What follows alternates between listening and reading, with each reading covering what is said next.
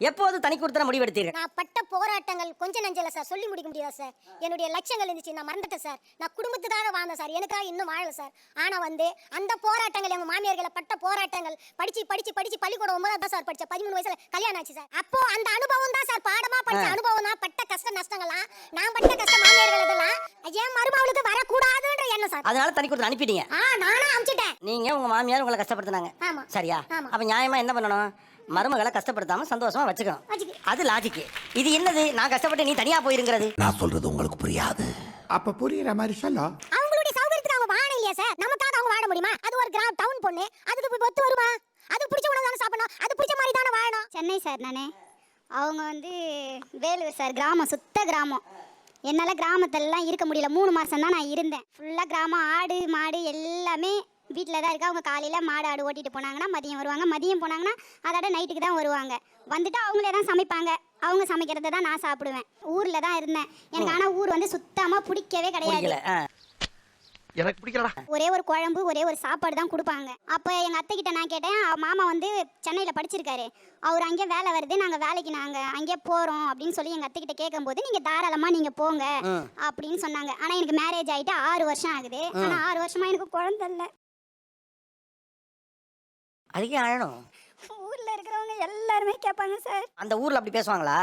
ஆமாம் சார். ஊரில் எல்லா பசங்களும் விளையாடுவாங்க, கொள்ளுவாங்க. அக்கம் பக்கத்தில் எல்லாருமே வந்து என்ன கேட்பாங்க. எங்கள் அத்தைக்கிட்ட வந்து கேட்பாங்க, வர சாக்கில் திண்ணை மேலே உட்காருவாங்க, இன்னும் குழந்தையனா உண்டாச்சான்னு கேட்பாங்க.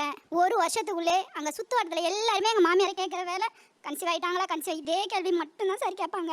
அதனால் எனக்கு அந்த ஊரில் சுத்தமாக இருக்கவே பிடிக்கவே இல்லை சார். எனக்கு பிடிக்கலனாலுமே அவங்க கூட நான் வயல் வேலைக்கு போவேன், நெல் அறுக்கிறதுக்கு போவேன், என்னென்ன வேலை இருக்கோ அவங்க கூட நான் எல்லா வேலையும் நான் செய்வேன் சார். எனக்கு அதெல்லாம் பிரச்சனையே எனக்கு அவ்வளோவா இல்லை. நான் ஒன்று கிராமம் கொஞ்சம் பிடிக்கல எனக்கு. இருந்தாலுமே குழந்தை இல்லைன்றதுனால சொந்தக்காரங்க, பக்கத்து வீட்டுக்காரங்க, எதிர்த்து இருக்கவங்க எல்லாருமே வந்து வெட்டியாக திண்ணை மேலே உட்காந்துக்கிட்டு ஏன் குழந்தை இல்லை, ஏன் குழந்தை இல்லைன்னு ஒரு நாளுமே சும்மாவே வந்து உட்காந்துக்கிட்டு அவங்கள சீண்டி விடுறது.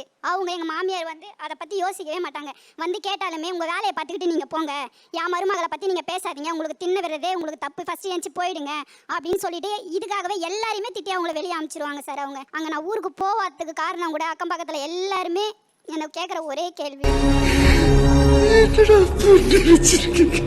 அதாவது மாமியாரோடலாம் இருக்கணுங்கிற எண்ணம்லாம் இருந்தாலுமே கூட அந்த ஊரில் தொட்டதுன்னு குழந்தை இல்லையா அது இதுன்னு கேட்கறது தாங்கிக்க முடியாமல் தான் கிளம்பிட்டேன். ஆமாம், அதனால தான் சார் நான் கிளம்புனேன். அதே மாதிரி நான் சென்னையில் ஷாப் வச்சிருக்கேன் சார். நான் ஃபேன்சி ஸ்டோர் வச்சிருக்கேன். அவர் அட்வொகேட்டாக இருக்கிறாங்க. ஒரு பையனுக்கு வந்து கல்யாண ஸ்தானம் 7ஆம் ஸ்தானம் சார். 7ஆம் ஸ்தானம் யாருன்னா அம்மா சார், என்ன பெத்த அம்மா.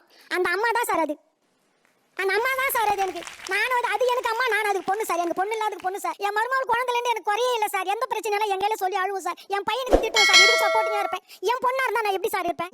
உங்களுக்கு நல்ல இணக்கமா இருக்கு, எல்லாம் சரிதான். ஆனா ஊருக்குள்ள அந்த கேள்வி கேட்க அதுல வெறுத்து போய் தான் நான் வெளியில கிளம்பினேன் அப்படிங்கிறாங்க. ஆமா, எத்தனை வார்த்தை சார். இன்னுமா சார் மாறிட்டு கிராமம்? எவ்வளவு பிரச்சனை எப்படி சார் தாங்க முடியும்? அந்த வேதனை வலியும் அது உள்ள கண்ணீர் இந்த உலகத்தோட பெருசு சார். நான் என்ன சொல்ல முடியும் சார்? பையனால குத்திருக்கோம், சந்தோஷம், சாமியே சரம் வரட்டும், கண்டிப்பா கிடைக்கட்டும். தனி கொடுத்துன போறதுக்கு என்னென்னமோ காரணங்கள் இருக்கு. ஆனா ஊருடைய அவச்சொல்லு இந்த வார்த்தைகள்லாம் கூட ஒருத்தர் அந்த ஊர்ல இருந்து அனுப்பிடுதுங்கிறது தெரிய வைக்கணும்.